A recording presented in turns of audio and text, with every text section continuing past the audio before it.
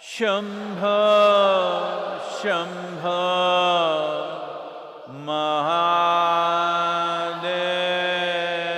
Mahadevaya.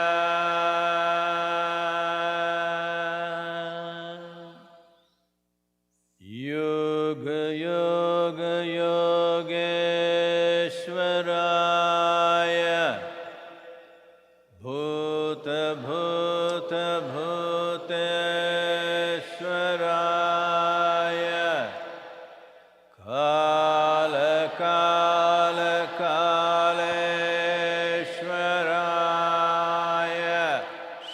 Shiva Shiva Sarveshwaraya. Shambho Shambho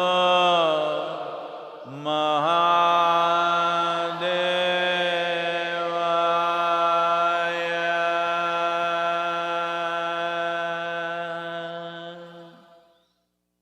Yoga Yoga Yogeshwaraya. Bhuta Bhuta Bhuteshwaraya. Kala Kala Kaleshwaraya. Shiva Shiva Sarveshwaraya. Shambho Shambho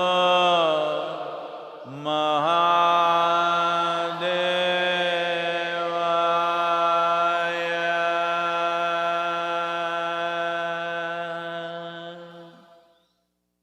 Yoga Yoga Yogeshwaraya.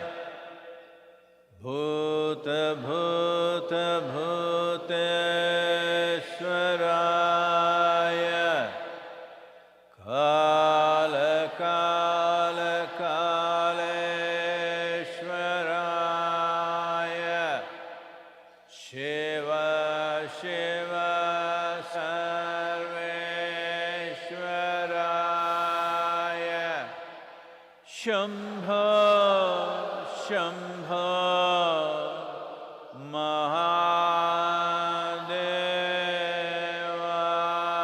Mahadevaya.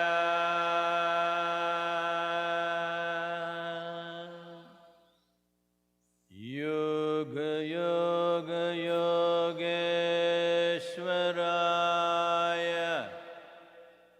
Bhuta Bhuta Bhuteshwaraya. Kala Kala Kaleshwaraya.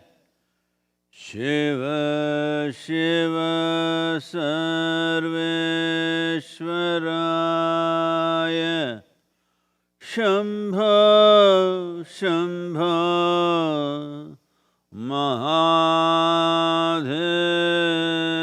Mahadevaya.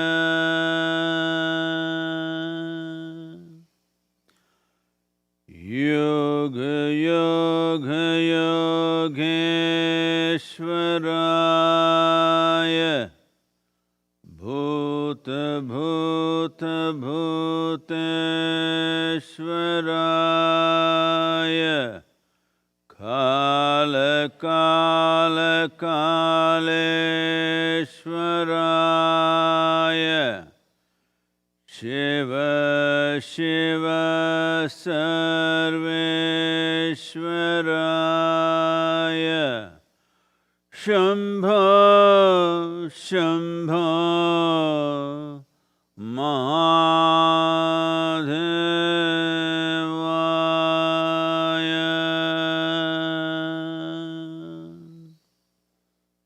Yoga Yoga Yogeshwaraya. Bhuta Bhuta Bhuteshwaraya. Kaleshwaraya Shiva Shiva Sarveshwaraya Shambho Shambho Mahadevaya.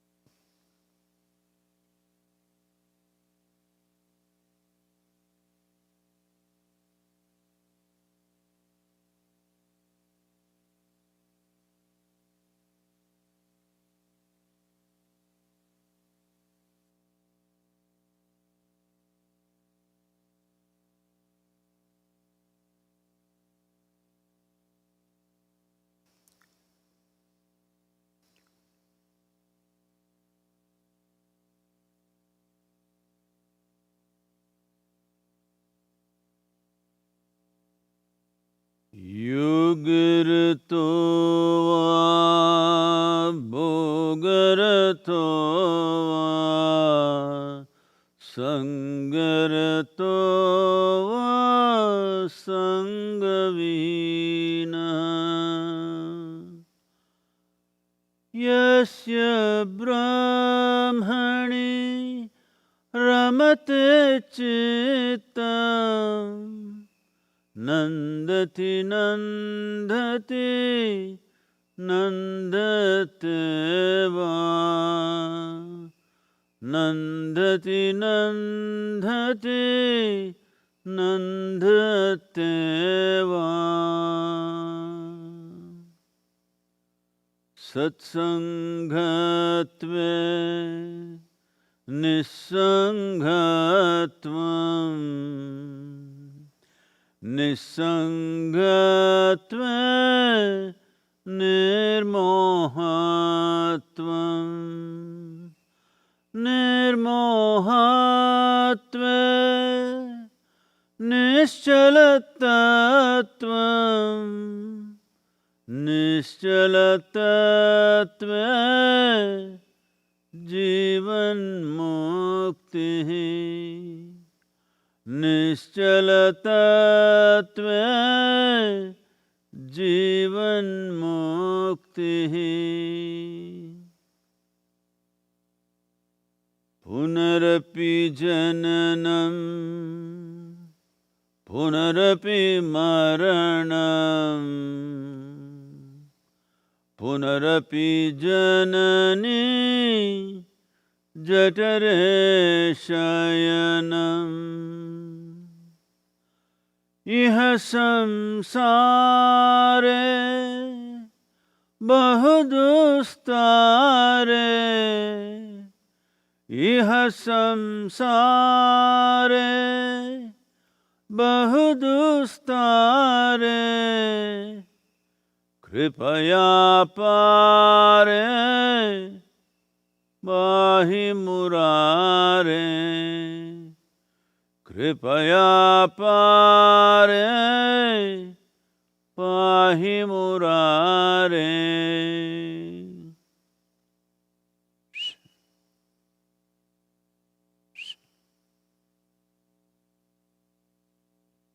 Namaskaram. Namaskaram to everyone.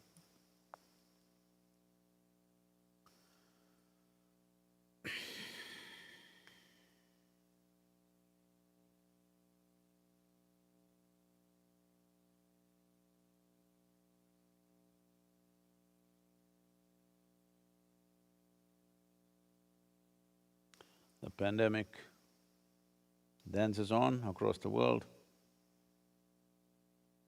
and it looks like people are getting used to disease and death around them, or even within them.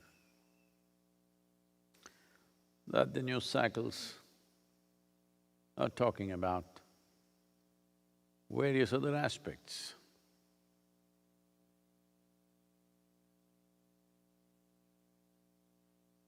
Different parts of the world, you see that the pandemic is covering less and less time on the news cycles of the nations. Well, in India there are many things happening.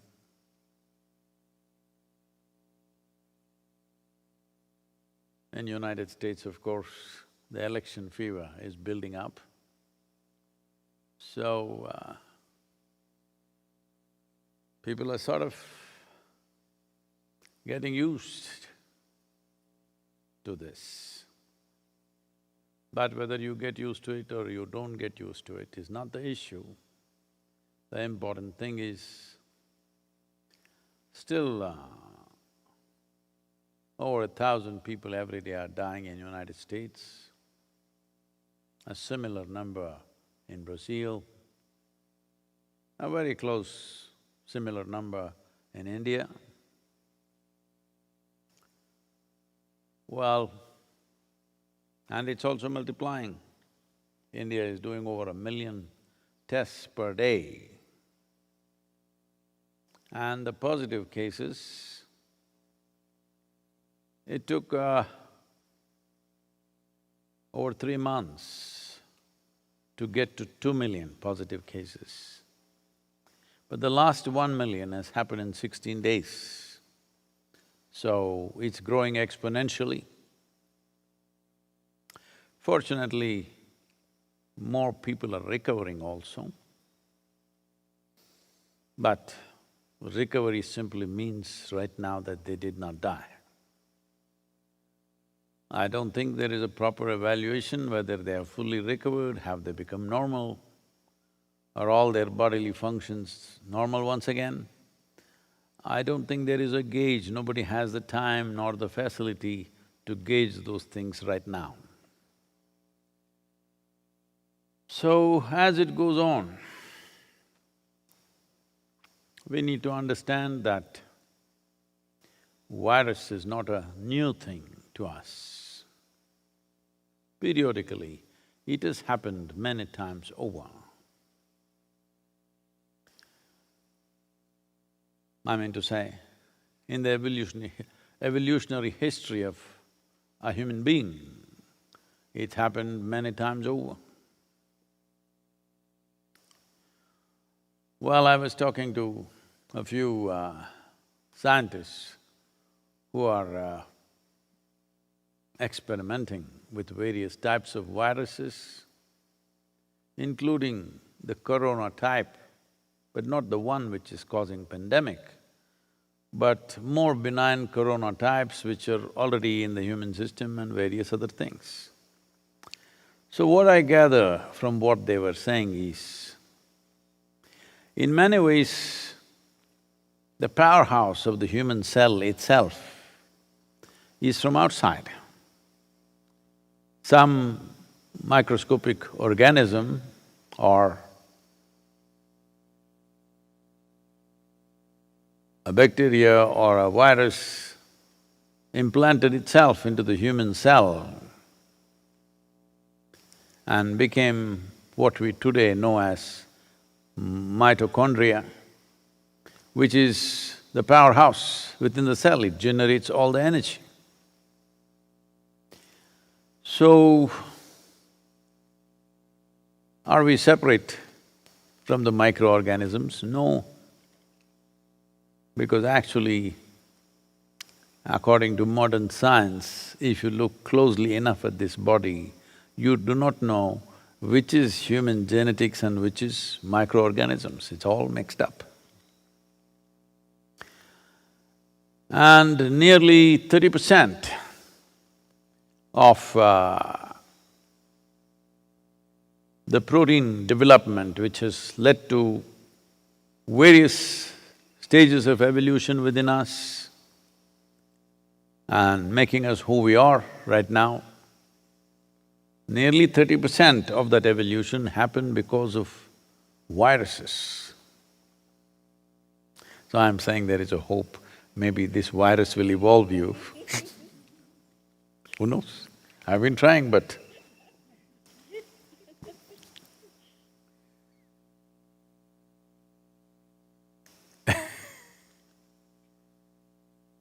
because of, the advantage of the virus is it's microscopic, that is, you cannot see. If you're walking on the street and if I come, oh, Sadhguru's come, and immediately you pretend. All right? Because you cannot see the virus, you cannot pretend, he sees you just the way you are. I also see, but you cannot pretend, you cannot deceive the virus, isn't that a good thing? So, things are happening, people are getting frustrated, jobs are being lost, over 19 million jobs lost in India, nearly 25% of small businesses closing down.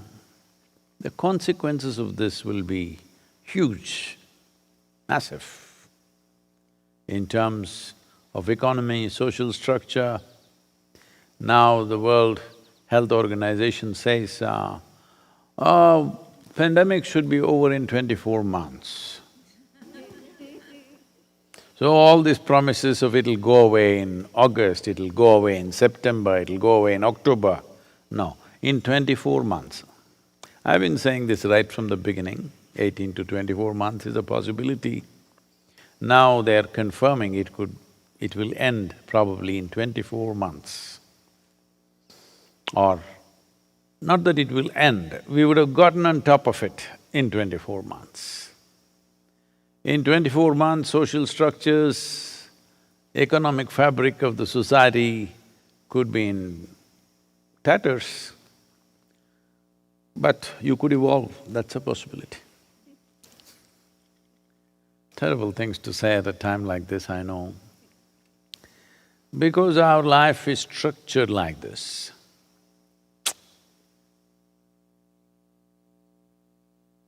The other day I was just coming out of the place and one particular very highly energetic little frog,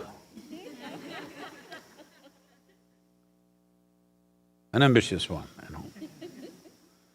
was trying to get into the building. Well, I don't mind the frogs. I don't eat them, but I don't mind them. I don't even mind all the conversation that's going on in the evenings. But I don't want him to sleep in my bed. So I had to close the door on him.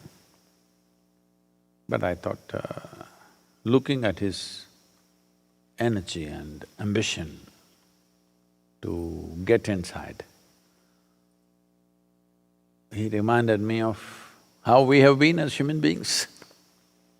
Maybe this is how life evolved. You ladies, you know, frogs have turned into… all it took is a kiss.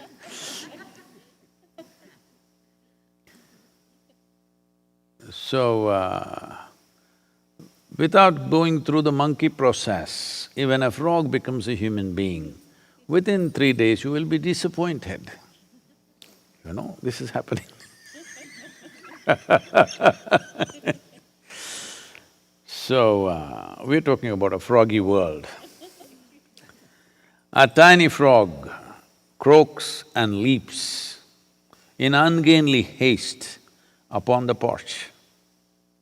As I wonder what ordained purpose he is out to fulfill, what froggy business or profession drives him.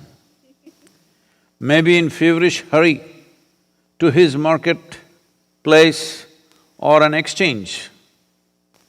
Or he may be the leader of a frog democracy, or a monarch rushing to the parliament or his court. But he's alone, no courtiers or sidekicks. That cannot be even in the froggy world. One with such a significant voice must be of some importance, maybe a spiritual leader. Or a religious head. Or is he a cursed prince waiting to be kissed by a lovely maiden?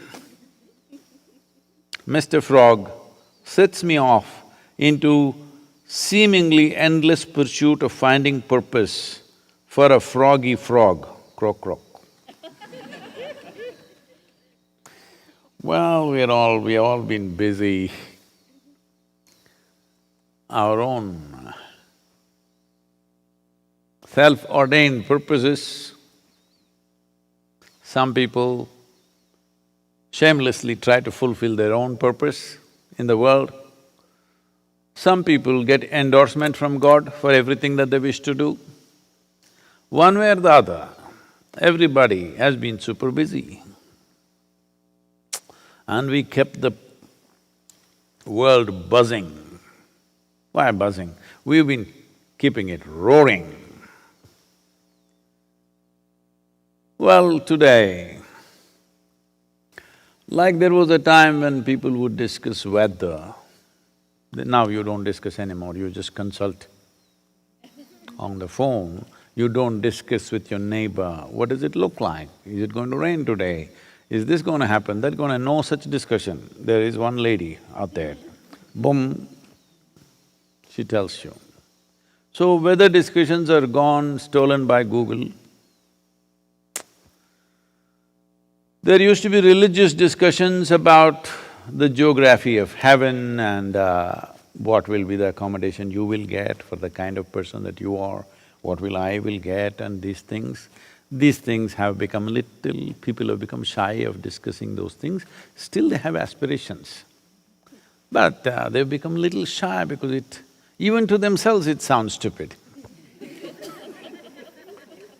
So they've become little shy, but don't think aspirations are gone. Still a whole lot of people aspiring to be in a higher heaven than you, always.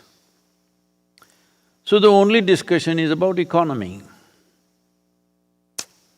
Come election, little politics. But even politics is mired in economy. So one thing we have kept throttle on is economic engine, roaring. Almost everything that you see around you is commerce, commerce and commerce.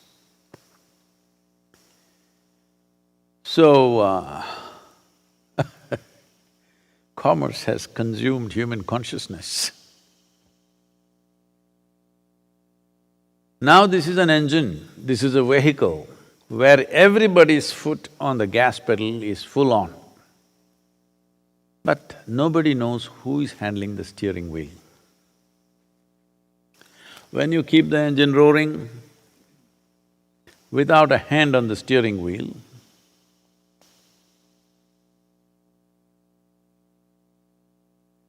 you know, the next bend is the last bend. So we've been going like this. I know it is extremely cruel to talk about this at a time like this, but at a time like this, if we do not use this time for realization, when else? Tell me. When it's roaring, can you think about it? Because if you stop and think about it, this guy will go ahead of you. When you're racing, no time to stop and look at anything. Even if your wheels fall off, you must still be racing because you're on a race. Now, virus has put a halt to various aspirations, human aspirations. We must understand human aspirations, except a few fundamental ones, all others are just psychological drama playing out in the world. Every nonsensical confusion that human beings are going through is being imprinted on the planet, allowed to play out in most destructive ways. So time has come that we look at this. But since the printing technology came, I know none of you are reading books anymore, you're looking at the Kindle or the computer screen or the phone screen. But since the printing press came and books came out, books have been dominating human consciousness. Books, not brains, I'm saying. The tyranny of the books are of many kinds. There are wonderful books, inspiring books, entertaining books, fantastic reading. But a whole lot of them have been a one big tyranny dominating human consciousness, subjugating human beings in many ways. The first book that I can think of is the textbook. I escaped. But textbook, though it tortures everybody in the beginning, then you learn the trick. All you have to do is, you just have to memorize 10% of the damn book, then it'll release you to go to the next class. After that, you never have to think of this damn book. So textbook we learn to escape. We moved from class to class. I don't know, here in United States you do this or not. In India, we were always told after we finished our class, that is, we finished this year, we have to go to the next year. One important thing that you do is you call somebody from a poor family who can't buy textbooks, and all your textbooks, you must… in our home, we must neatly bind it properly and find out the child's name and write his name neatly for him, his class and his school and everything, and you must hand it over to him properly, like it's looking like a new book. But he can't afford to buy a new book, that's the whole scene. So it gave me immense pleasure because my books were new.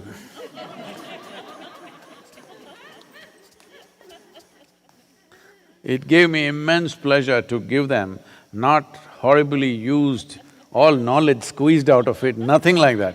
Fresh, new books. I gave. Maybe here and there when they forced me to study, I would have doodled something on some page. Except for that, it was a brand new book. It gave me such pleasure to give it away. This child who valued it immensely. So we learned to escape the textbooks. Initially it looked insurmountable. Yes, when you're third, fourth, fifth standard, it looked insurmountable. It looked like it's a wall that you cannot cross. But then you learned the trick. There are passages.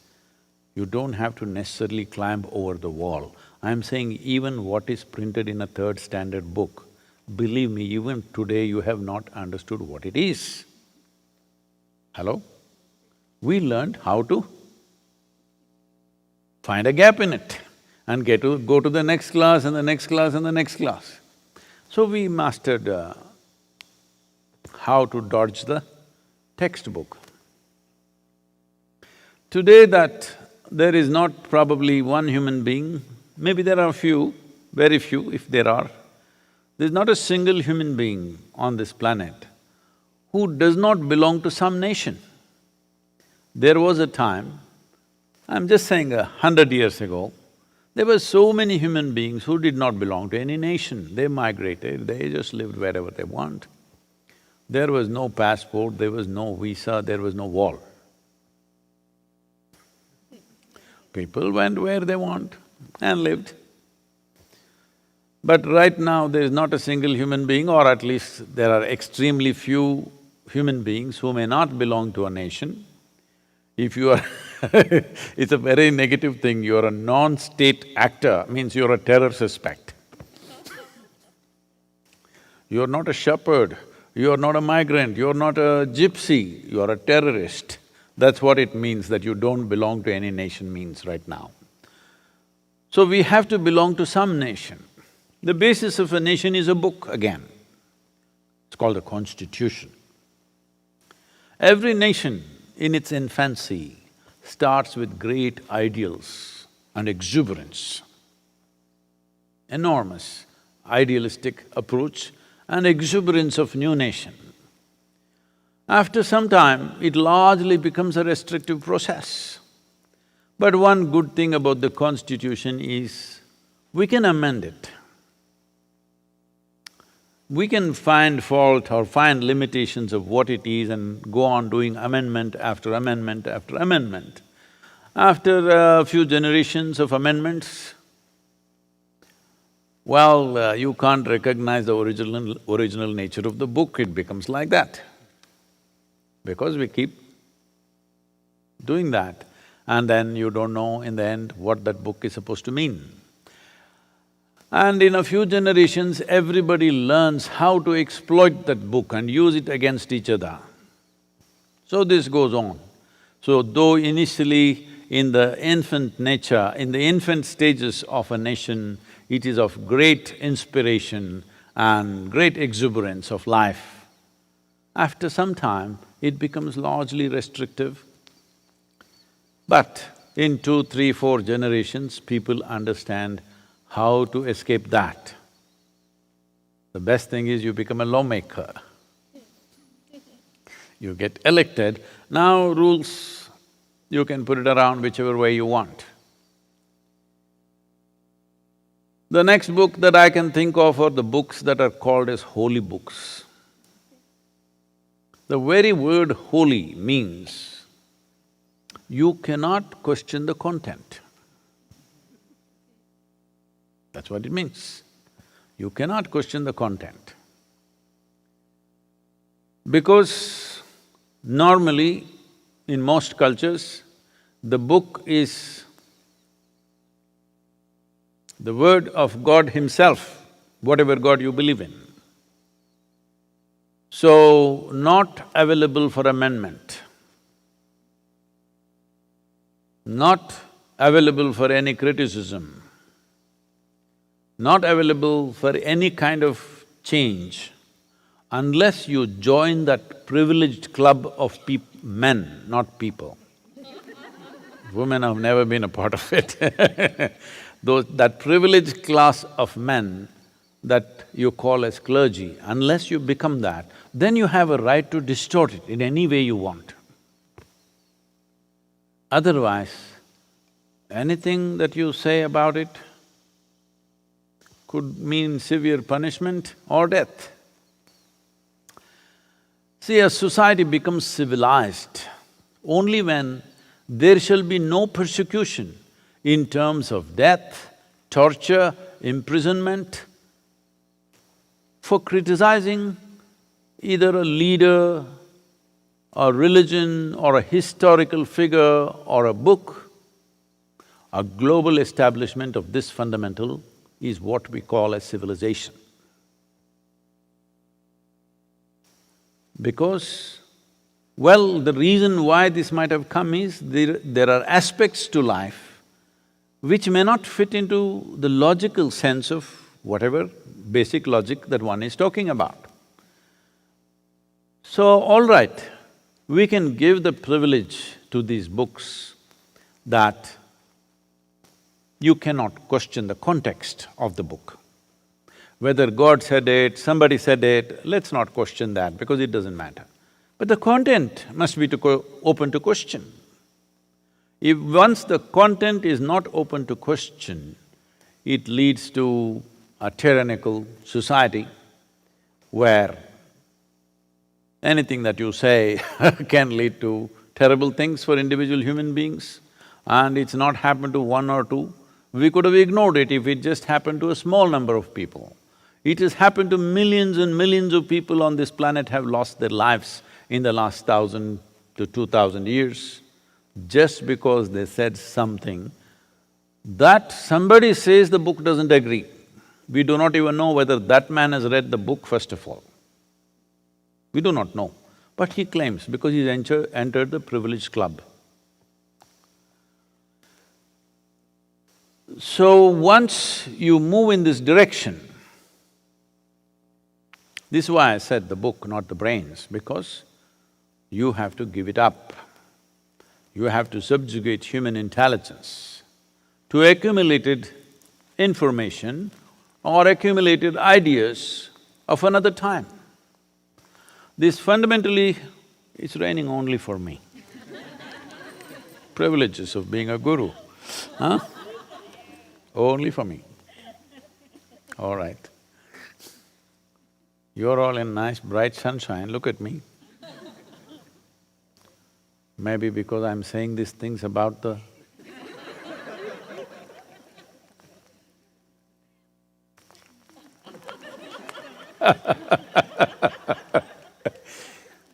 Oh, but I'm glad it's the tree droppings, not the bird, so it's okay.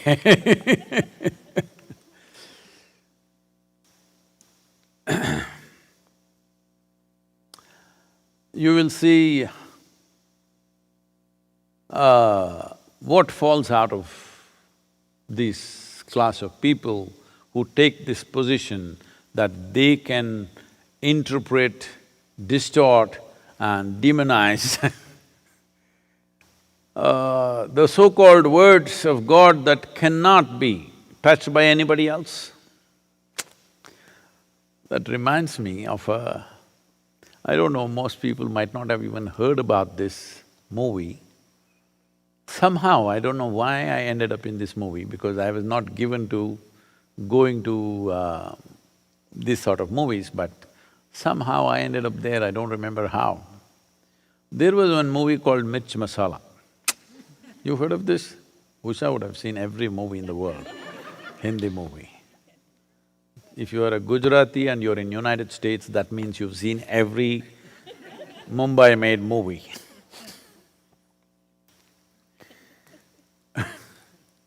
So, this is a small budget movie, I think. It's called Mirch Masala because the scene is in Rajasthan where these women are working in the red chili processing plants, that is from agriculture for it to come to market.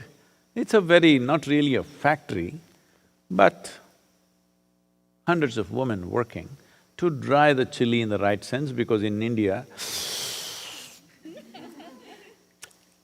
we know how to do various kinds of magic with chili. Do not underestimate the power of this magic, because the power of this magic of Indian spice, not just the chili, so many other things together, had the European tongues hanging out, and that became the mariner's compass. They all wanted to go to India. Not for gold, not for diamonds, they had heard about that also, but it's the spice. Because just imagine, a culture which did not know any other taste other than a few natural flavors of meat, this and potatoes and salt, suddenly tasted, masala.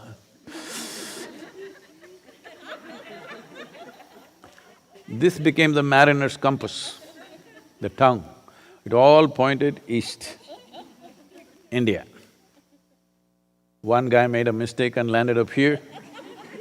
Still we are calling those people Indians. So this mirch masala is about this processing of the chili from green chili, making it, drying it up and making it into red chili. It's a whole very interesting process. I'll not go into it though. So in this movie, there is a bandit. It's another time. A bandit who owns a few guns and stuff on his horse, a band of people comes horseback. They come into your village. And when they come, everybody has to make sure they are well fed and they're taken care of, and certain amount of share of wealth must happen. They have to give, otherwise they will do something terrible because they are armed. So, they know, just like a government, they will tax you for protection, all right? Even the bandits were not taking 42%. Of course, many facilities are being created. Bandits created no other facility except they didn't shoot you, which is a big facilitation. You lived. So, controlling this aspect of whether you live or die, they managed their own economy. So the bandits came to this village, so the village had to feed them, take care of them, everything. Then this bandit chief was sitting there and watching all the village ladies going to the river and getting water. He saw one particular young woman and he said, "I want that girl." I said, "No, no, no, she's married." Doesn't matter, get her.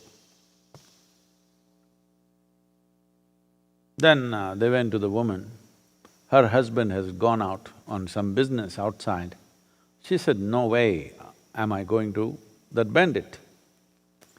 Then initially, social leaders in the village came and said, "Do this, otherwise he's threatening that he will kill all of us. You go, spend some time with him." She said, "No way. If my husband was here, this nonsense wouldn't happen. Now he's not here, you're trying to exploit me, I'm not going." Then the political leaders, democratically elected leaders come and say, please do it for the people, let's do it for the people. She says no. And the worst cut naturally comes from the clergy. The priest of the temple comes when everybody else fails to convince her. He comes and says, "Ye sab maya hai beti."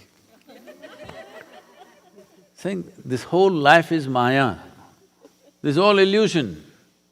Doesn't matter, it's all illusion, you know.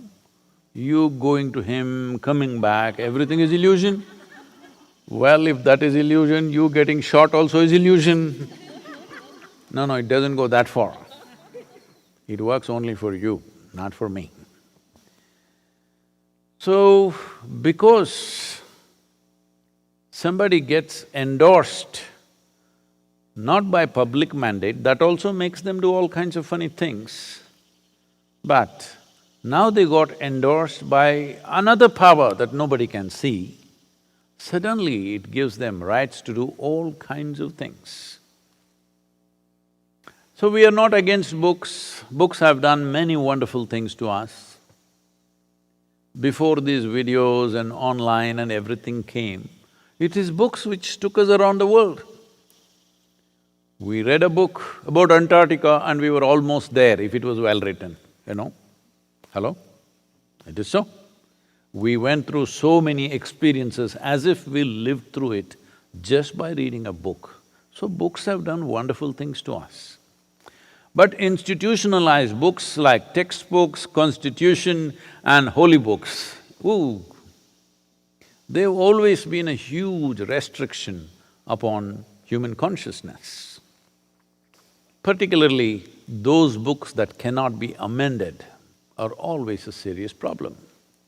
What comes out of them, you never know, because they can make anything out of it. Because largely it is said in such ambiguity. Anything could come out of it depending upon the clergy. That elite club of people, no, not people, of men. That elite club of men, still it's a male domain, you must know. You can go today into the bar, which you were not allowed some time ago. You can go into a golf club, which you were not allowed some time ago. You can go into the parliament or the senate, which you were not allowed some time ago, but still this is an elite man's club, the clergy. So what comes out of this book just depends on their whim or their intent. Well, I've been telling you about this I've spoken to you some time ago, probably. You know, as a large family in Tennessee, usually large families in this region have, depending upon… this is not only in this country, everywhere it is so. If it's a rich family, usually their holy books are…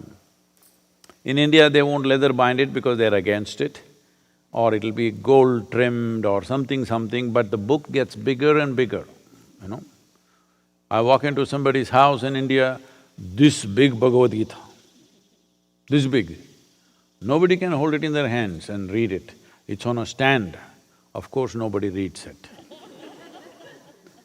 Similarly, other holy books in different cultures are put up on a stand because they're that big, no human being can hold it in their hands. So the book grew big in the family.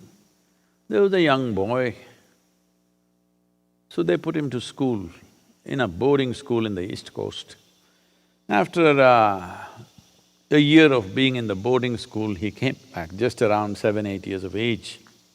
He just learned to read and it's exciting him, the written word. So when he came back for the vacation, he was flipping through this big book which nobody had turned over for a long time. And some people have this habit of taking a leaf or a flower and keeping inside the book, it gets dried up, desiccated and stays there, it comes out like a nice artwork. Leaf is a fantastic artwork anyway, but it has to be in a book for you to notice it. Here, it's in the wrong place. It's on a tree, it's the wrong place, it must be in the book, because that's where you pay attention. You even see sunrise and sunset on your phone, I know that. So he was flipping through this book and there was a leaf, a dry leaf, which might have been there for a very long time, and it fell out. He looked at this and screamed, "Mama, Mama, come here and see what I've found." Mother asked, "What have you found, my son?" "Just come and see." His mother, little alarmed, came running to see what. She said, "What?" He pointed at the leaf and said, "Adam's underwear."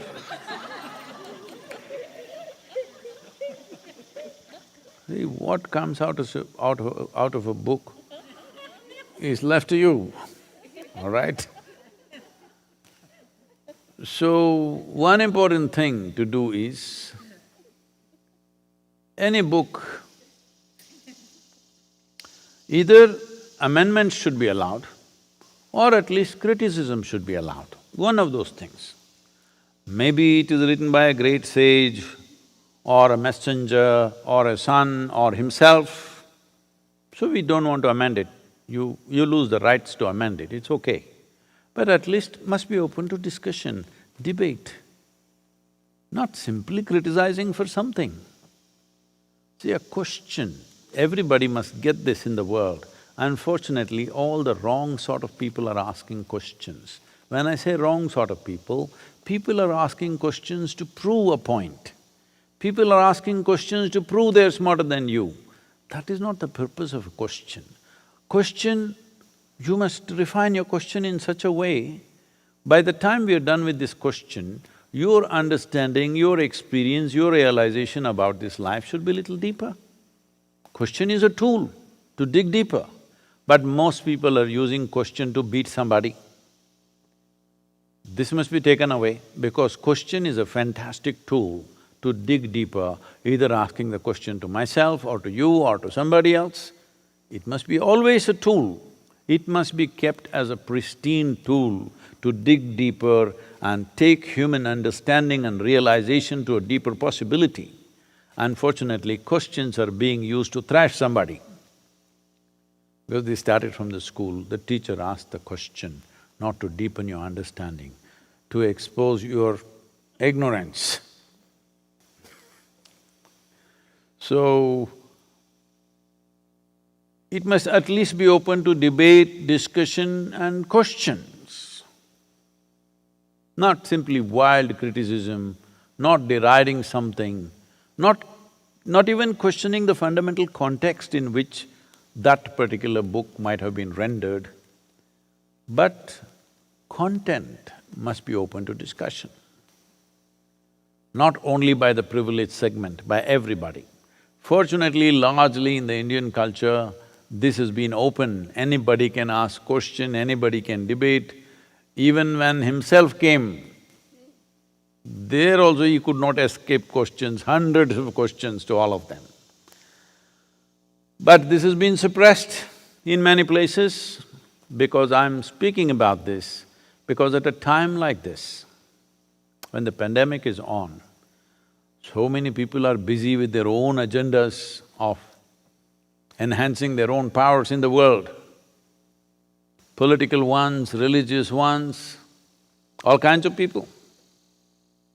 This is a time for all of us, when mortality stares in our face, at least then we must become sincere about what we're doing, it's very important.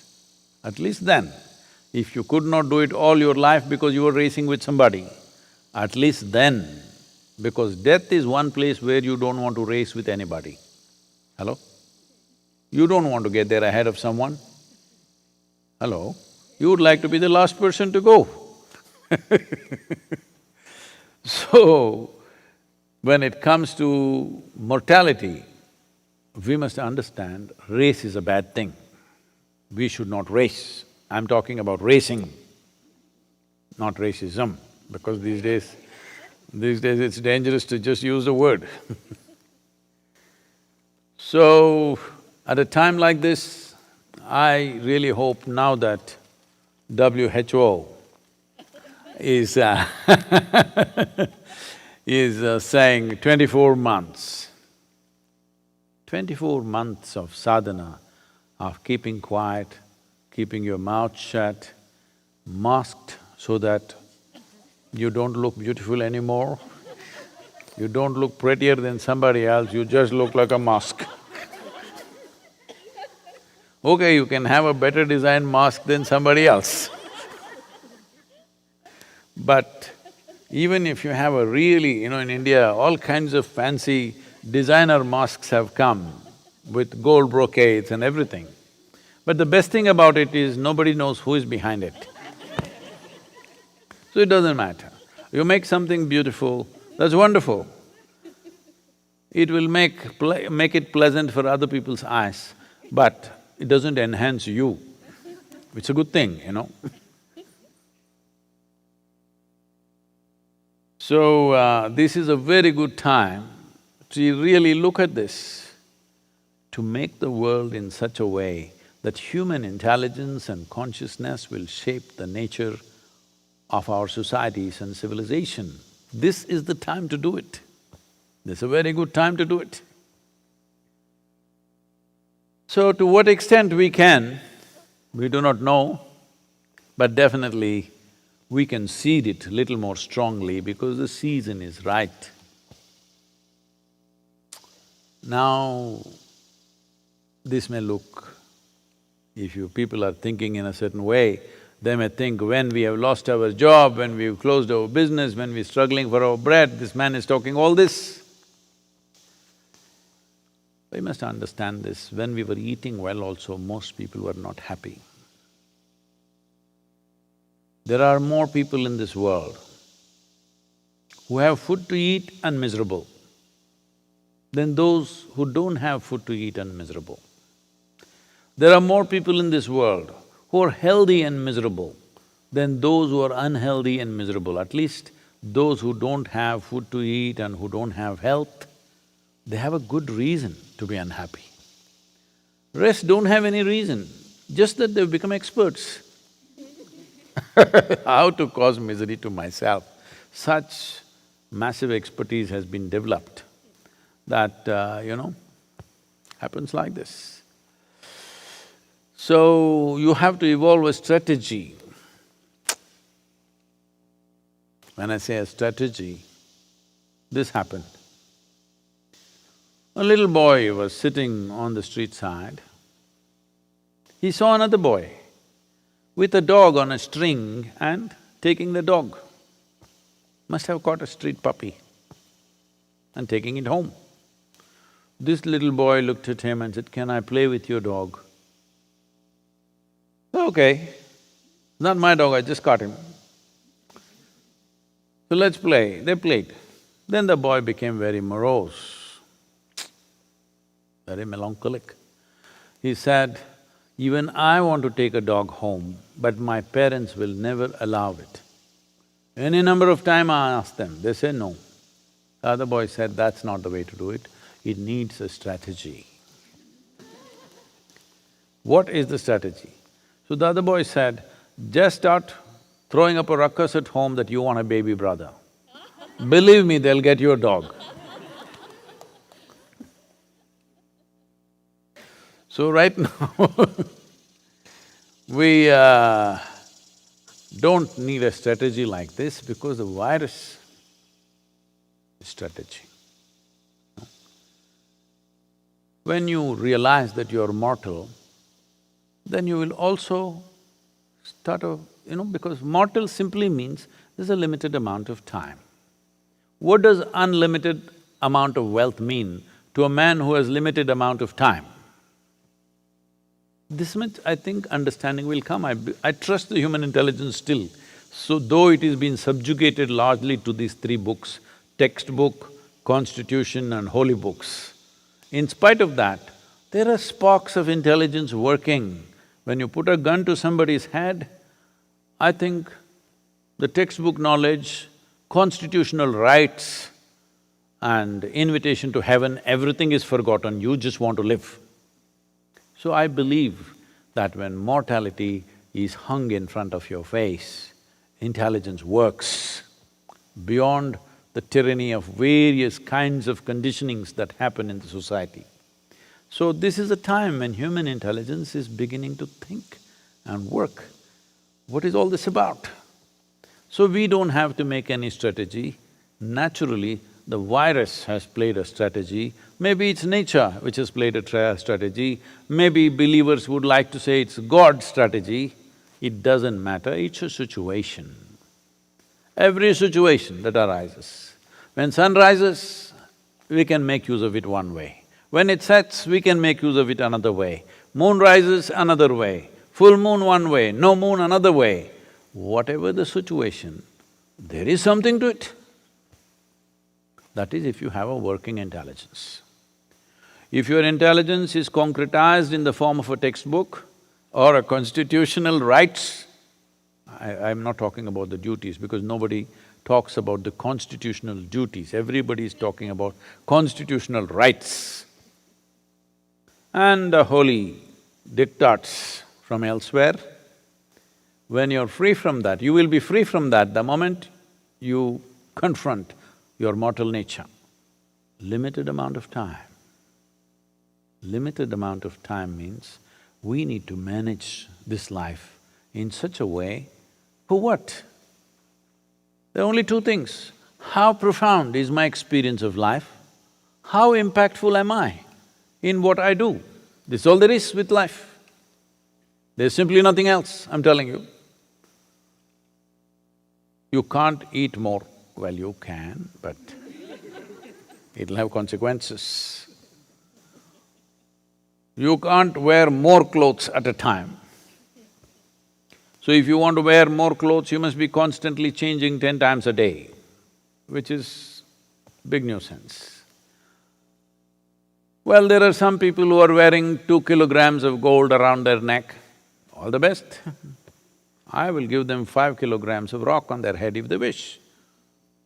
All we have to do is call the rock as diamond, matte diamond. It doesn't shine, that's all, look at this.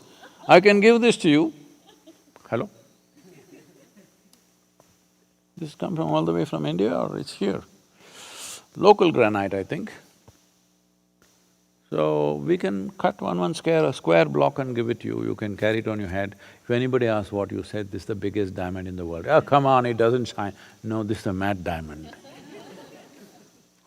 Everybody will want a matte diamond. So, it is time to understand life is happening to us in passing. If you look here, there, it'll be gone. It'll be gone, I'm telling you. Not necessarily succumbing to the virus, even without the virus you will die, I'm just informing you. Hello? This is a secret that most people do not know. They think only this damn virus will kill them. No, even without the virus, you shall die, all right? We'll bless you with a long life, but you will. But they are saying, the scientists are saying that with the virus you may evolve.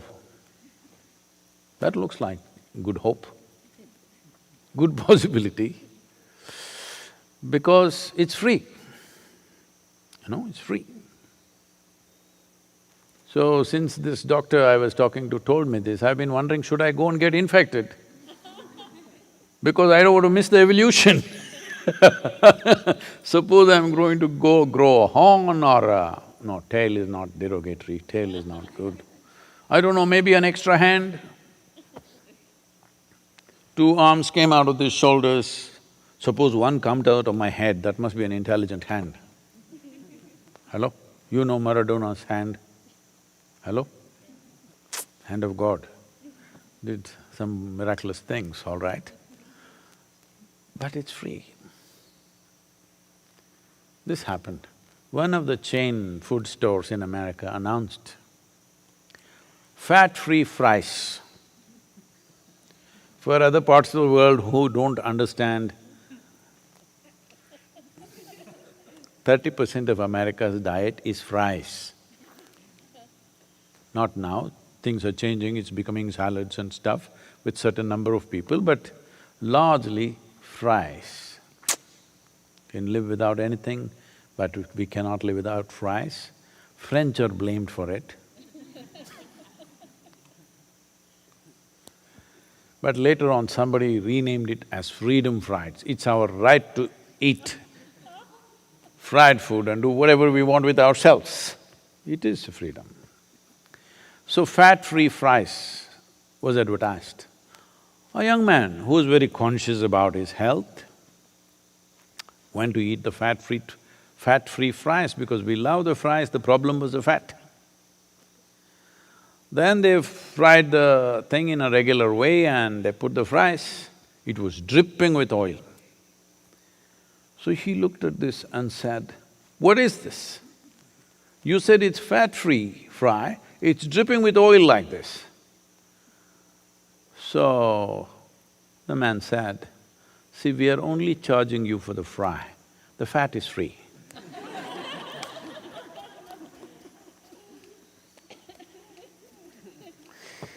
Please, I think there are some questions.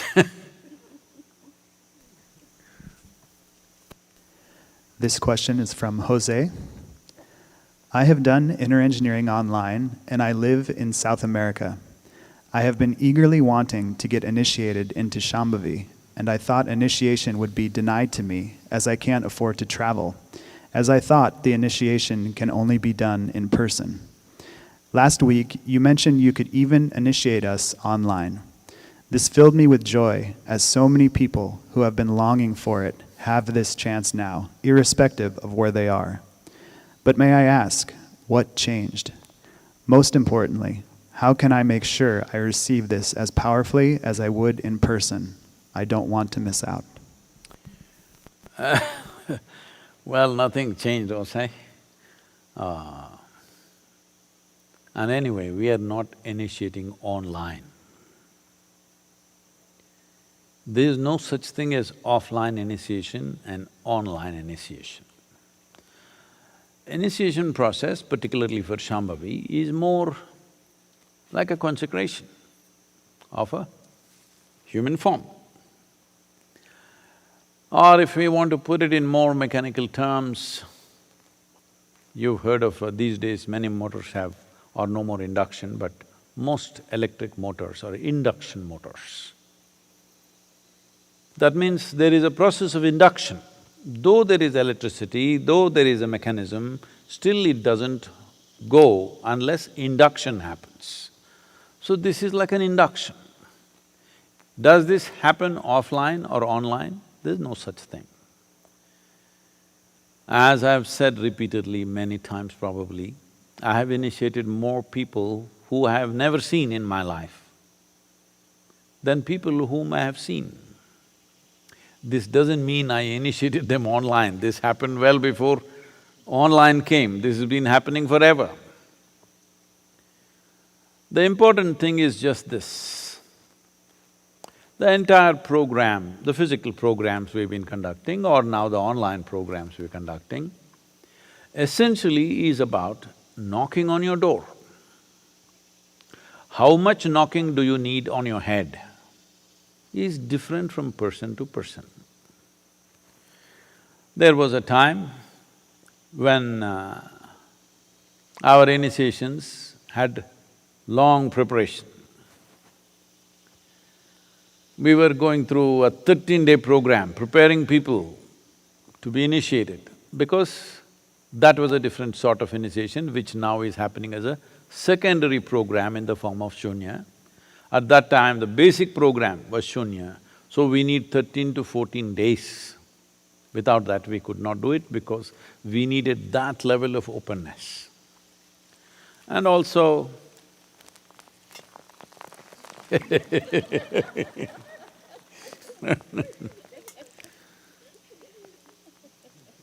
the bounty of nature comes to you even if you're not willing. But Subtler dimensions of life come to you only in your willingness. Even if it's there, you will not experience it. See, right now there is rain for me, you…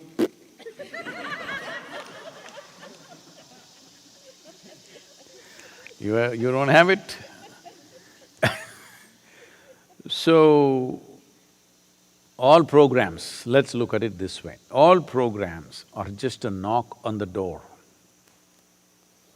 When we… see, if we want to make you open the front door, tock, tock, tock, but some of you peep out of the hole and say, "Who is that?" Say, "No, I'm Sadhguru."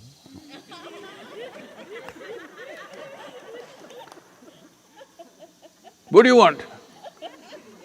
"No, I don't even want to enter your house, but just open the door. If you just open the door, I'll go away." "No." "Who is this guy saying, open the door? What do you want?" "No, I don't want anything." "Then you're really dangerous. You don't want anything?" When I was in Lebanon, maybe maybe Lebanese people know, but others will not know, there is a queen in Lebanon. Well, no more political authority or any kind of authority, but a small palace and a queen, and there's a social status attached to the queen. So I got invited for a lunch there with lot of prominent people in Lebanon in the lunch, and I went there to speak and to eat. When I went there, I met one interesting guy who's a really man about in the society, Mr. Bunbury. You know what's Bunburying? No, it's okay. Then we got into conversation. After I spoke and then ate and then, individual conversations happening here and there. So this guy was an interesting guy, we were talking, and then he said, "See, Sadhguru, the problem with you is you don't want money. If you say, I've come here to make money, we will trust you. The moment you say, I don't want money, then we are suspicious of you. We are very straightforward. If you say, I've come here to make money, we understand because you and me, same. You suddenly say you don't want money, then what do you want? Well, maybe I don't need anything, that's even worse. We have always been suspicious of people who don't want anything, because they will bring another dimension and trouble us. I thought that was very interesting because that's true. You remember, inner engineering introduction, free introduction, you never understood that it'll cost your life.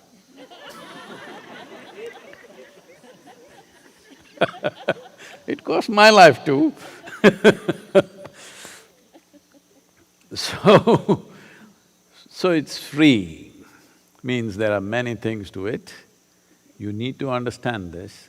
This is the nature of dimensions beyond physicality. In physicality, everything is transactional. You give this, I give that. You take this, I take that. It's a world of give and take, which has its usefulness, which has its own pleasures and beauty to it. But transactional world is one thing, transformational world is of a different nature. So what is initiation is a transmission. For transmission, actually you don't need any understanding. Because today you've gone through this schooling and you read the textbook, because of that, you have this idea, unless I understand something, I cannot do it. That means you will never do anything significant in your life. Never ever. Because what you understand, the very word understand means, it's always less than you, isn't it? You cannot understand something which is beyond you, but you can experience what is beyond you. Right now you can experience the sunlight. It is beyond you, isn't it? Can you turn it on, turn it off? It is beyond you, but you can experience it. This life is beyond you. but you can experience it. So if you are in this mindset, if I do not understand, I will not do it, well, you will do just rudimentary stuff in your life. So, initiation is a transmission. Without transmission, there is no transformation. And transmission is not a transaction. A teaching is a transaction. In some way, it is a transaction. So, the programs that you have gone through are kind of transactions. Sit there, talk to you, you ask question, I answer you, and you ask one more question, I answer you, for that you ask another question. Oh, how many have you asked? I am showing such enthusiasm to pick up every question and hit the ball every time with full enthusiasm, not because I think it is a great question, it's a dumb question. But I know that is the way you open your door, that is your code. I must do tuk tuk tuk tuk tuk tuk. Then you open the door. Who is it? A familiar voice. You'll open the door. Unfamiliar voice, maybe it's God, but you will not open the door. Because you are that kind, we have programs and more stupid programs. This virus, phew, gone. All programs gone.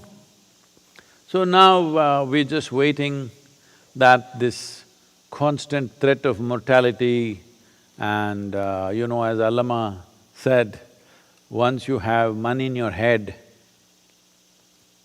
we can't talk to you. I hope money stays in your pocket, it's necessary, but maybe it will drain out of your head because you have money in the bank, but you can't travel anywhere, you can't spend on anything. If Amazon was not there, you would have realized much sooner. Much sooner, but you're shopping and still you're thinking your money is doing the thing. If that one thing was not there by now, so many would have realized, So realization is slowly happening, willingness is slowly happening. As this willingness happens, knocking on the door becomes less and less relevant. The transaction of teaching and trying to make you willing will become less and less relevant. This I found, in a very stark and painful way, I realized this. When I first went into to conduct a prison program, now it's mandatory in southern India, in all the prisons happening, even during this pandemic, our teachers are doing the online programs in the prisons in southern India. We did some here also in United States. When I went there, I just realized, I announced a 10-day program, thinking I will do a basic, simple program, thinking because most of the people in the prison, many of them have… almost everybody is a school dropout, 90% of them. Many of them have never been to school, language, all these issues, how much they can understand. But when I went there, what I was supposed to teach in 10 days, I was done in 2 days. Then what to do? I did Bhava Spandana in another 2 days. I did Samyama right there, everything, all these programs which happen in different stages for the free people who are imprisoned by themselves. For the imprisoned, I could do everything within a few days, 6, 7 days, everything over. After that, we were just together enjoying each other's company and absolutely joyful, fantastic atmosphere out there in 10 days' time. All programs got over in a brief time because no knocking was needed.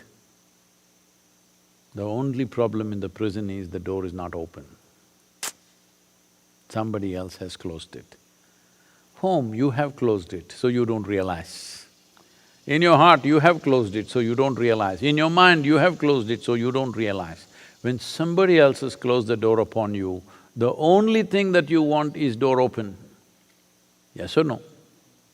Only thing that you want in your life is door open. This is what I realized with the prisoners, convicts. If you look at their things that they have done, terrible things they have done, but they became such fantastic spiritual material for transmission, boom, it just went like that.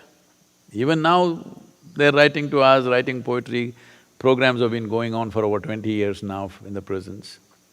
Many of them who are there for life, or in India, unfortunately, there are many people who are sitting on the death row and waiting for over 10, 15 years. Their lives are fully transformed because opening the door was the only thing that they wanted. Now you are very cautious about opening the door. As mortality knocks from… not from outside but from inside, now opening the door becomes natural. So this is one part of it. Another part of it is the preparatory part. Preparation is… one thing is on the level of the body, which our teachers, our Ishangas will do it with small groups of people online, taking much more time. What was being done in about 3–4 hours' time will be done in much more elaborate way to ensure that practices, preparatory practices get across. And knocking, we will knock you more than we were knocking when we were in physical presence. So even when I sat with you,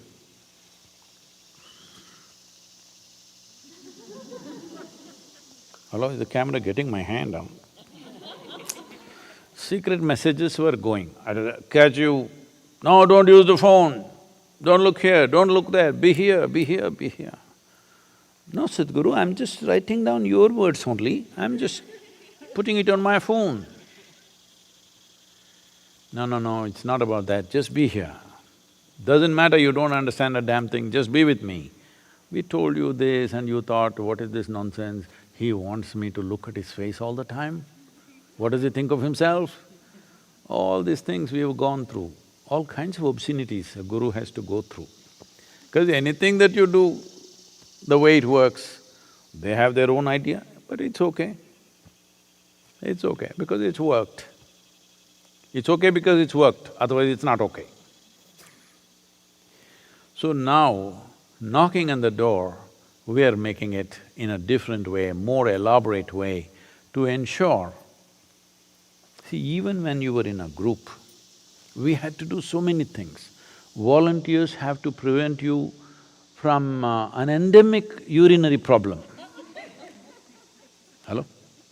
You want to pee every 5 minutes. Yes, you don't know this. To keep your attention, so many things had to be done. Now we are doing this preparatory step, now we are reducing the transmission time. Even there, transmission time was limited. We are doing all the drama to get your doors open. Now, if you don't open your door, most probably you will anyway not come for the initiation, all right? That's a good thing. We don't have the problem of chucking you out. We don't have the problem you came for a 5–6 hour program, somebody comes 2 hours late and they think it's their right, constitutional right to enter the place. We are facing this big argument, sometimes we call the law enforcement to deal with them. All those problems gone. If you're not interested, you're not there, that's all. It's fine with me. If you're not there, it's your problem. So if you're there, we are compressing this time in such a way, your focused, intensely focused time is just 3 to 4 hours in the entire program. The other things also you must learn, because the other things are like going from class to class in the school, because if you don't know those things, they won't take you to the next class. So the teachers will make sure that you know the preparatory steps well. The initiation part will anyway be only 20–30 minutes, but the session may be 3 hours or 4 hours. We are seeing technology-wise, we are still exploring various methods with which every 100 participants could be monitored by a dedicated volunteer, seeing that all of them are focused. There are some issues to talk to them, stay focused, don't go to the bathroom now. You must see the incredible thing. After going through 7 days of program, we've been telling them continuously, see, all this circus is only to initiate you. Just when initiation is happening, Simply, somebody gets up. What? What? Somebody volunteers to… What? I want to go to the bathroom. Well, just now you went and came. No, I like to go once again. This is called karma. Because inside your compulsions rule you. We don't have to go through these obscenities. If you go to the bathroom, you go. All right? You just won't get it, that's up to you. If that's your choice, it's fine with me. So, openness to create the necessary door opening, we are doing many things. If you sit there, now that you're in Peru, What is this? Peru? Now you're in Peru and you're thirsty, you're not a problem. I'm sure you will come and sit there 10 minutes ahead of me, waiting. If you're like that, you are not a problem. I am not initiating you online, I'm just initiating you individually as a person, which is how it is always done. There is no offline, online. Initiation is a direct transmission, it will happen that way and it will be as effective as ever. Only thing is, your family, your pets, your children, husband, wife must be kept out. You are absolutely there with the process. We will ensure it works wonderfully well without your neighbor screaming, your neighbor falling on you, something else happening in the crowded class, all those problems gone just by yourself as it should have been. Actually, it's ideal condition. If you are absolutely open, in fact, it is a much better condition than an assembly of 5,000–10,000 people. 5,000–10,000 people, there are many issues which are hard to manage. Now, I think these are better times in that way. You're sitting by yourself, you're thirsty. If you're not, you're in the bathroom, it's okay. It'll work wonderfully well. I think we'll leave it there, we've gone over time-wise. So,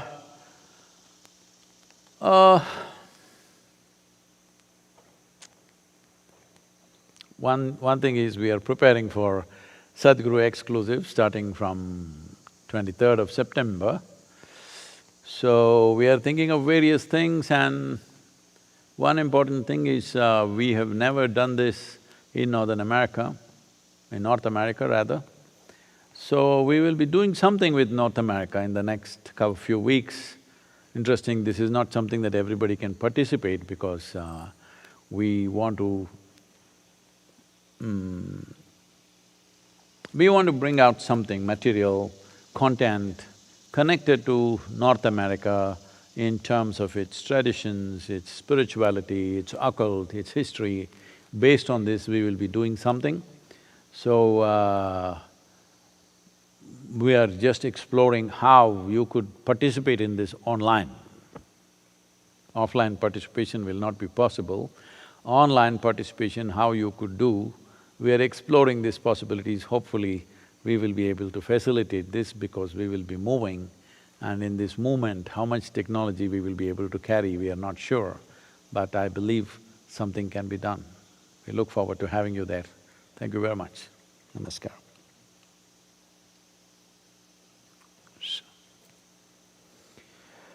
Yoga Yoga Yogeshwaraya